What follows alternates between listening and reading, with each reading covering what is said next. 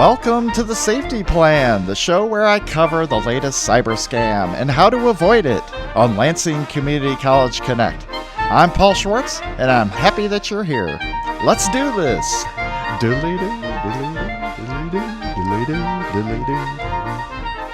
This morning my daughter was singing "We Will Rock You." I'm sure you've heard of that song, and now this song is stuck in my head. And here it's like dun dun dun dun. Dun. Buddy, you're a young man, hard man, shouting in the street, gonna take on the world someday. You got malware on your computer, you big disgrace, waving your antivirus all over the place, singing, we will fish you. Sing it! We will fish you. Yeah. Obviously, the college has allowed me budgetless, artistic freedom on this show, and I will take advantage of that position. So, welcome to the Safety Plan Show. Here's the format. First, I'm going to describe a real-world cyber scam like phishing or malware, identity theft, or the IRS imposter scam, or one of the many other scams. And I will then explain why it could happen to you, and finally, how to protect yourself so it doesn't happen to you. So why should you listen to these safety plan episodes? First, as a leader, I want to share my cybersecurity knowledge with you so that you can hopefully learn and grow and become inspired by it. Second, a community knowledgeable on cyber scams will not fall for them in the future. And third, if people start practicing good cyber practices in their lives and at home, then they practice those same skills at work, which makes your business or your company or your local community college more secure. Win, win, and win. So I'm Paul Schwartz. I work at Lansing Community College as the Director of Information Security, and I coordinate security issues for the college, things like data breach coordination and account compromise investigations and malware infections response, which is what we are going to talk about today. And I've been working in cybersecurity for 27 years, including 20 years in the Air Force, and then before I ended up at Lansing Community College. And I've got a few master's degrees and a few certifications, including the CISP, the Certified Information Systems Security Professional, which is the gold standard for InfoSec professionals, which is the culmination of a very fun 6-hour test, which proves I am smart. SMRT smart.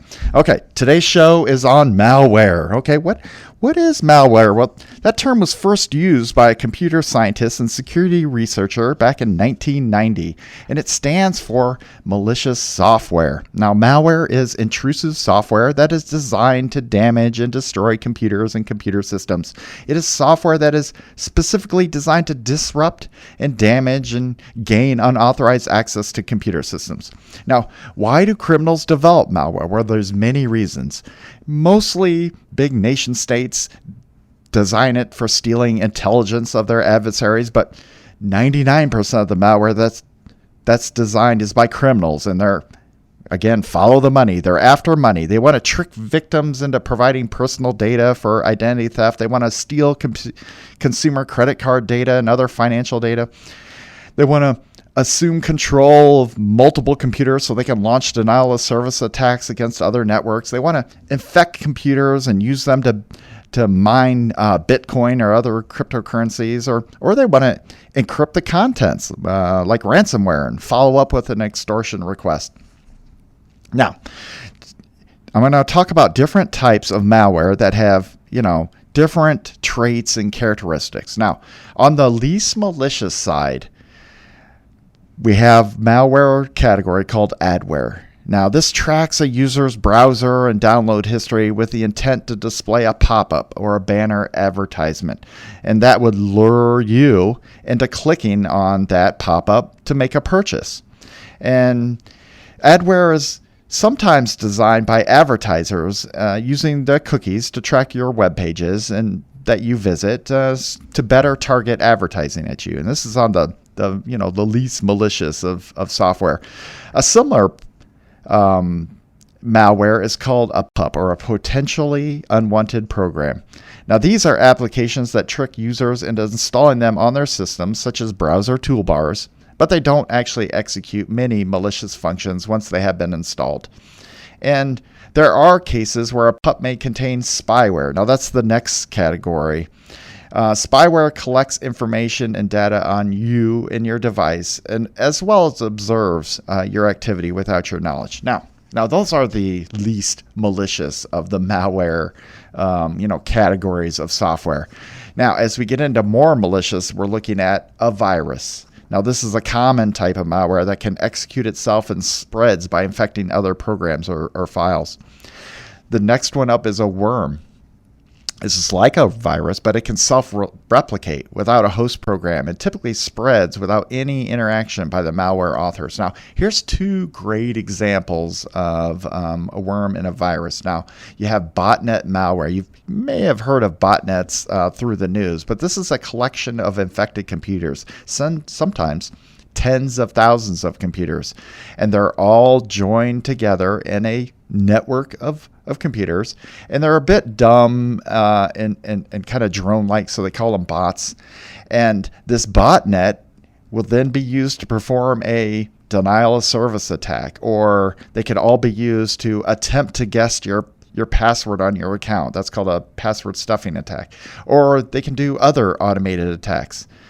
The botnet malware is designed to infect a computer and force it to do whatever the attacker wants it to do. A similar malware category is called crypto mining malware. Now, cryptocurrencies, they pay miners to perform computationally expensive operations as part of their consensus algorithm. And this crypto mining pays these miners in cryptocurrency, which is, again, follow the money. They're trying to make money off of this. Now, we're getting to the devastatingly malicious software that is malware. The first is a rootkit. Now, this obtains administrative level access on the victim's system.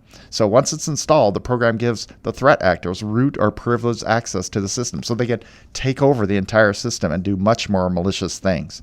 Now, a fairly common very malicious malware is called a Trojan horse. Now, this is designed to appear, as its name indicates, as a legitimate software program, but it's very much a malicious software. So it can be sometimes bundled in with legitimate software, but there's an extra add-on, the Trojan horse, which is malicious software. And once activated following installation, the Trojan can execute many malicious functions. Okay, and now I've mentioned ransomware earlier. Now this is, again, in the category of very bad malware. Now, ransomware is designed to infect your system and encrypt all the data or exfiltrate the data, then encrypt the data. Criminals then demand a ransomware payment, extortion payment from the victim in exchange for decrypting the system's data. The final two categories of devastatingly malicious malware are a backdoor virus or a remote access Trojan, a RAT by its short acronym. Now, this secretly creates a backdoor into an infected computer system that enables threat actors to remotely access it without alerting the user or the system's security programs. And the final malware category that I want to talk about today is keylogger.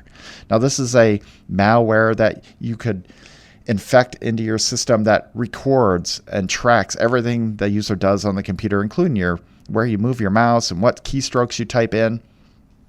Even if you type into an email or open a web page or another program. A famous example of this is keylogging malware that infects your computer and waits for you to go to your bank's website. And then it starts recording what your username and password is, and it sends that off to the attacker's, command and control computer, so they can then log into your bank account and empty it out. It's all about the money. Now, how do malware infections happen? Malware authors use a variety of physical and virtual ways to spread malware. So by far, the number one way to deliver malware is through malicious links and attachments in emails. If you go back to my first episode on phishing, this is the number one way to push and distribute malware. And again, sometimes these emails are disguised as legitimate messages, but they contain these malicious links and attachments that send you off to sites that download the malware and infect your computer. Other ways to deliver malware are by inserting a USB drive that's been infected into your computer. Or another great way is by a drive-by download. That's when you visit a legitimate or not legitimate website, and just by visiting that website immediately starts a download to your computer, and then the malware executes. There's other ways. Another way is called malvertising. That's on legitimate websites that have, you think of like CNN or some of these popular news websites that have ads on the side. Sometimes criminals buy those ad spaces and load up their software there. And as soon as you view the website, that malicious advertisement on the site starts downloading malware to your computer. Another way is on fake software installs. So if you get your software through torrent or some sort of non-legitimate website, it could be infected software and actually masquerade as malware, or infected apps. There's been legitimate software that has been loaded to app stores that has been malicious. Now, once you have been infected, how do you know that you have malware on your system? First of all, you'll see unusual activity, and such as a sudden loss of disk space, or your computer's running super slow, or it repeatedly crashes or freezes, or there could be an increase in unwanted internet activity or pop-up advertisements. There could be browser redirects, like you try to go to Google, but it sends you to another website without you asking it to. There could be infection warnings, from your antivirus saying your computer's been infected. You could have problems shutting down or starting up your computer. A great way to tell if you've been infected is your friends telling you. They've received these unwanted spam, odd messages from you. That's a great way to tell you your email account's been compromised and criminals are using it to perpetuate spam. Another way, and probably the worst way to tell you that you have a malware infection, is by a ransomware note. So say your computer's been infected with ransomware, and now you see in the extortion note saying, hey, all your files are encrypted and you need to pay me at this Bitcoin wallet or decryption key to uninfect your computer. So how do you prevent malware infections? And so these are things that you can do to prevent malware infections on your computer. Now, the first thing you need to do is have antivirus software on your computer, have it updated with the latest definition file, and run frequent scans. This will look for malware on your computer. You also need to practice safe behavior on your computer. Now, this is not opening those malicious attachments or links, not going to the malicious websites, or risky, doing risky downloads, or, such as like free, screensavers and other things like that. Avoid those. You need to purchase reputable software, by sticking to the official app stores. Also, update your antivirus software regularly, as hackers continually adapt and develop new techniques to breach security software. And these security vendors, their antivirus vendors, continually update that software to spot the latest malwares. Another thing is to scan your USBs with your antivirus software to make sure they're not infected. And also keep your operating system and applications updated, because cyber criminals are constantly looking for vulnerabilities in old and outdated software. I recommend never clicking on a link in a pop-up in your browser. Always use that X in the upper corner and navigate away from the site that it generates. You also want to minimize your attack surface. This means limiting the number of apps on your devices. So if you're not using applications, you should remove those. And a bit of physical security, you should not lend out your phone or leave your device unattended, because criminals could get a hold of it and infect your device and simply hand it back to you, or leave it somewhere where you can find it, but you don't know your device is infected. And finally, I would check your bank accounts and your credit reports regularly to make sure that those don't seem odd. Now, if you get a malware infection, how do you remove it? So, as mentioned, many security software products are designed to detect and prevent malware. One of them is called Malwarebytes. You can run a Malwarebytes scan and it will remove the malware on your computer.